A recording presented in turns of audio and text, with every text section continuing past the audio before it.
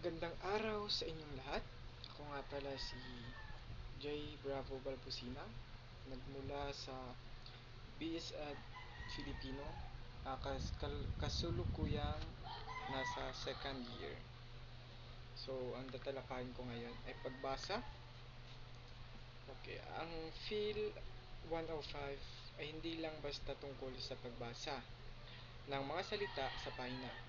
Ang tunay na layunin ng kursong ito ay maunawaan, masuri at mapalagahan ang mga idea ng ating binabasa.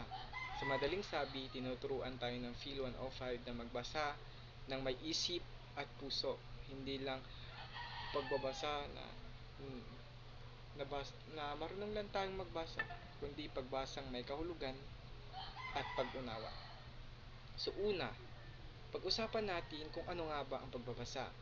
Ang pagbabasa ay isang proseso ng pagkuha ng impormasyon mula sa teksto at paggamit ng ating isipan upang maunawaan at bigyang kahulugan ito.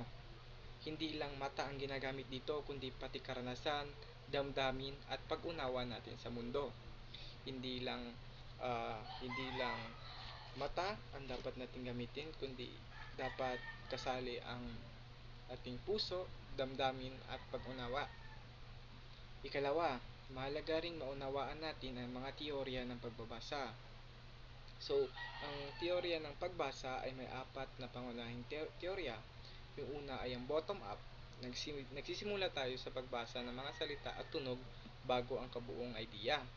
Top-down, ginagamit natin ang ating kaalaman at karanasan para maunawaan ang binabasa. Ang ikatlo, interactive. Pinagsama ang bottom-up at top-down approach. Schema theory, nagsasabing mas nauunawaan natin ang teksto kapag may connection ito sa ating karanasan.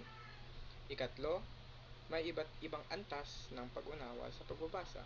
Ang una ay literal, pagkuha ng tuwirang impormasyon. Interpretibo, pag-unawa sa kahulugan sa likod ng salita. Aplikatibo, paggamit ng natutuhan sa totoong buhay. Kritikal, pagsusuri kung tama, makatiwiran o makabuluhan ang ideya. Ang isang mahusay na magbabasa ay dumaraan sa lahat ng antas na ito. Hindi ka magiging mahusay na pagbabasa kung hindi mo alam ang teorya ng pagbasa at ang antas ng pag-unawa sa pagbasa.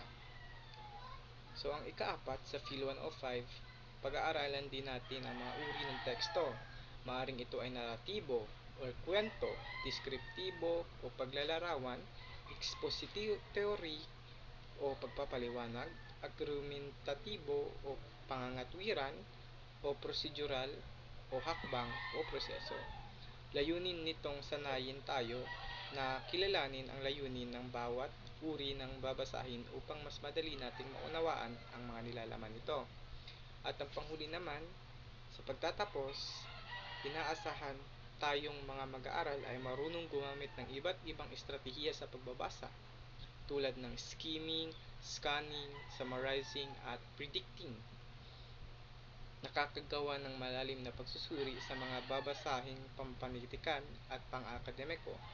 At higit sa lahat, nakakapahayag ng sariling pananaw sa pagninilay batay sa mga binasa natin.